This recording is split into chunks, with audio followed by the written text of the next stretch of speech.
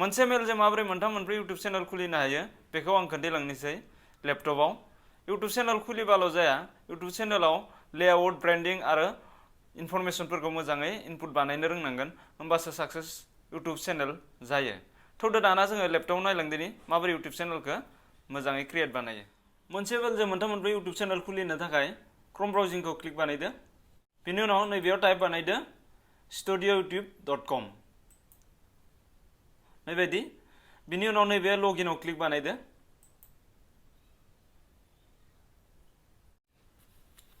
बिनि उनाव आगोलनि इउटुब चेनेला नैबायदि खोन्थैगोन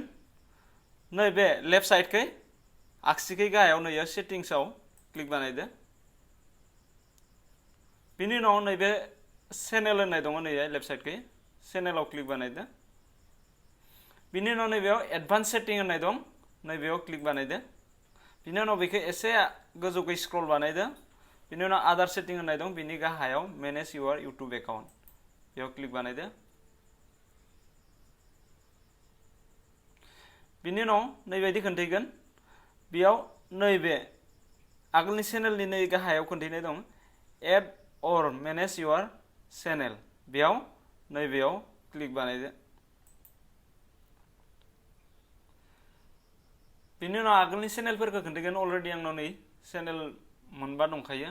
आं आरो मोनसे जुदि मोनसे खुलिबावनोबा नैबे क्रिएट ए चेनेल बेयाव क्लिक बानायदो बिनि उनाव नै चेनेलनि नामखौ होदो नों मा चेनेल होनो नागिरो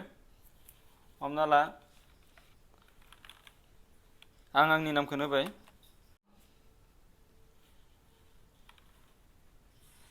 ब्लग बिनि उनाव नैबेयाव बक्सआव क्लिक बानायदो बिनि उनाव क्रिएटआव क्लिक बानायदो बिनि उनाव नैबायदि खोन्थैगोन नों दाना नोंना चेनेला मथा मथि जाबाय आधा आपलोड ए भिडिअ टु टेक स्टार्ट बेयाव जुदि नोङो अलरेडि भिडिअ बानायखाबायबा नैयै आपलोड बानायग्रोनो हायो आं दा भिडिअ बानायथ'वाखै नालाय बेखौ दोनथ'बाय बिनि उनाव जोङो जेरावबो दांनाङा नैबे कास्टमाइज चेनेल बेयाव नैबे साखै कास्टमाइज चेनेलाव क्लिक बानायनांगोन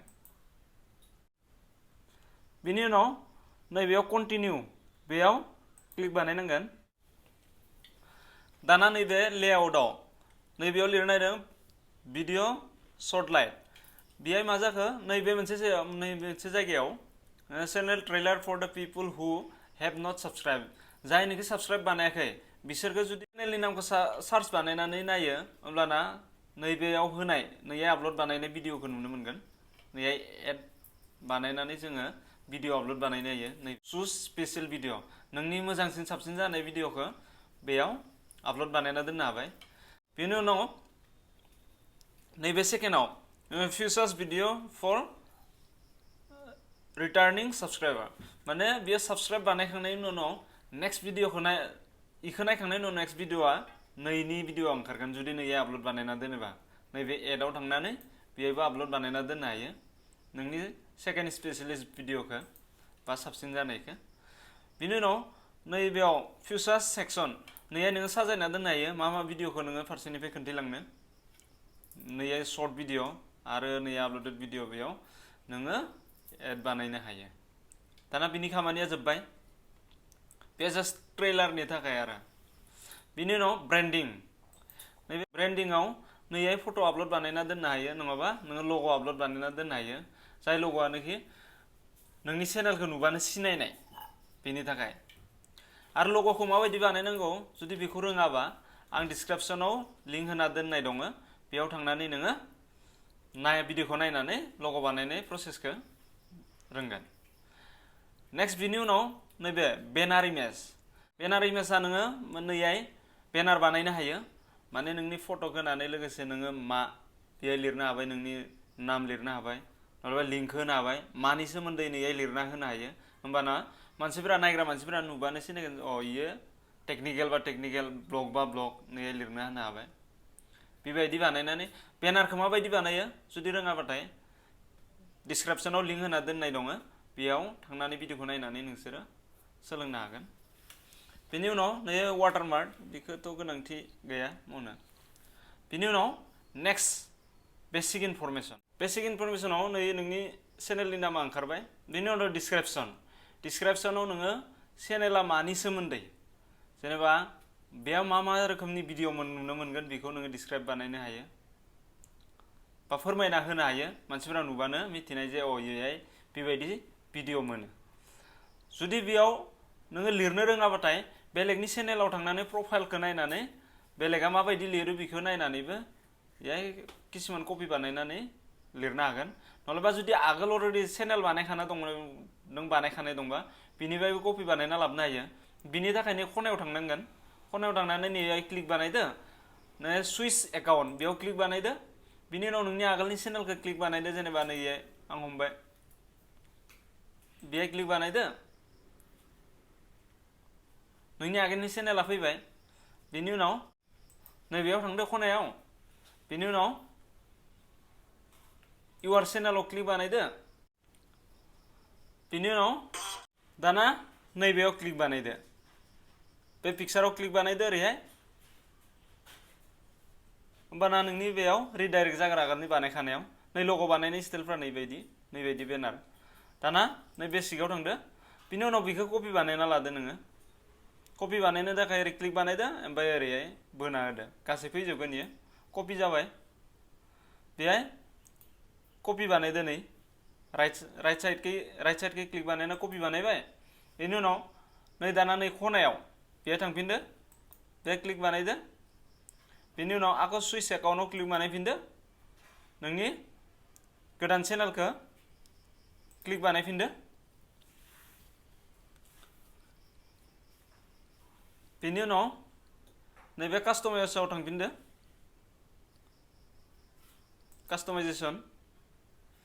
बिनि उनाव नै बेसिकआव थांफिनदो बिनि उनाव नैहाय राइट साइडआव क्लिक बानायनानै नैबे पेजआव नैबे राइट साइडआव क्लिक बानायदो नैबे पेजआव क्लिक बानायना होदो होमबाना नै फैबाय गासै डिटेल्सआ फैबाय नों होमबाना बारा गोलाव लिरनो गोनांथि गैला बेहाय गासै डिसक्रिपसना जाबाय नै hi guys I am Sukreswar Sargiyari a simple workout बय I will help you how to be physical strong and healthy workout is very important to be mentally and physically strong ओमफ्राय बिनि उनाव नैबेयाव चेनेल नों साबस्क्राइब बानायहरि होननानै नैहाय रिक्वेस्ट बानायनो हागोन जेनेबा लिरनो हाबाय बिनि उनाव वेलकाम टू फिटनेस वर्ल्ड जिखुनु नों लिरनो हायो बेयाव ओमफ्राय नैबेयाव फल' मी सोरबाफोर जुदि नोंखौ फल' बानायनो गोसोबा जेरै नोंनाव फेसबुक दं टुइटार दं इन्सटाग्राम टेलिग्राम बेफोर दंबाथाय नैहाय टेलिग्रामनि आइडिफोरखौ होबानो जाबाय बिनि उनाव नैबेयाव गाहायाव फर स्पन्सर एन्ड बिजनेस बेयाव नोङो मेल होदो सोरबाफोर जुदि नोंनि देनाङो जुदि इउटुब चेनेला ग्र' जानानै जुदि सोरबाफोर स्पन्सार गेदेर बिजनेसमेनफोरा स्पन्सार बानायनो गोसो दंबा एडभार्टाइजनि हक मामानि हक होमबाना नै बेयो बेयाव कन्टेक्ट बानायगोन नोंखौ बिनि उनाव बे लेंगुवेजावबो जुदि नोङो बानायनो हायोबाथाय मोजां बे लेंगुवेजाव क्लिक बानायबाथाय नोङो मोननै चेनेल मोननै लेंगुवेज बानायनो हागोन नैखि बड' होबाय नैखि हमना ला हिन्दी इंलिशनि मोनसेखौनो होमबाना जेब्ला चेनेलाव नोङो भिडिअ बानायनायाव नों इहाय हिन्दी ओंखारलांनाय बिदि माने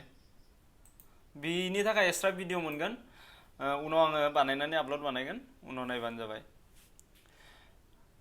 बिनि उनाव नैबेयाव नोंनि चेनेलनि लिंकआ दा गोदानै बानायनाय चेनेलनि लिंकआ नैयो बे लिंकआ इहाय जाबाय नोंनि नों बिनिफ्राय कपि बानायना मायावबाफोर पेज बानायनोबो हाबाय मायावबा होनोबो हाबाय ओमफ्राय बिनि उनाव लिंक नैहाय नोङो जिखुनु बेलेग लिंक होनो हायो नोंनि आगोलनि चेनेलनि लिंकखौ नैहाय प्लासाव क्लिक बानायदो बिनि उनाव बेयाव नोङो चेनेलनि टाइटेलखौ होदो बिनि उनाव बेयाव बेलेगनिफ्राय नोंनि आगोलनि चेनेलनिफ्राय कपि बानायना लाबोना इहाय पेज बानायबानो जाबाय थिग बेबायदि बिनि उनाव नैबे गाहायथाराव contact information let people know how to contact U जुदि गुबुन मानसिफोरा नोंखौ कन्टेक्ट बानायनो नागिरोबाथाय नैबे माने मेलाव कन्टेक्ट बानायनो हागोन बिनि थाखायनो बेयाव नोङो मेल मोनसे होबानो जाबाय दा बिदि बानायनानै नैबेयाव पाब्लिश बानायबानो जाबाय नैयाव पाब्लिश आंना अलरेडि पाब्लिश जाना दं नालाय दहायसो दाननानै माबा होदो नालाय नैहाय गोथां ओंखारगोन बे क्लिक बानायनानै पाब्लिश जाबाय इयो अट'मेटिक सेभ जाना थाबाय बेबायदि जोङो बेसिक इनफरमेसनखौ आपल'ड बानायनो हायो बा होनो हायो दाना जोंना चेनेला टटेल चेनेला पारफेक्ट जाबाय दा जोङो भिडिअ ओरि बानायनो हासिगोन भिडिअ हेगारनो हासिगोन आरो बेबायदियै जोङो गोरलैयैनो मोनसे मेलजों मोननै मोनथाम इउटुब चेनेल खुलिनो हायो लोगोफोर भिडिअखौ नायनानै जुदि मोजां मोनदोंबा लाइक आरो साबस्क्राइब बानायदो लोगोसे लोगोफोरनि शेयार बानायबानो जाबाय गोजोन्थों लोगोफोर नायनायनि थाखाय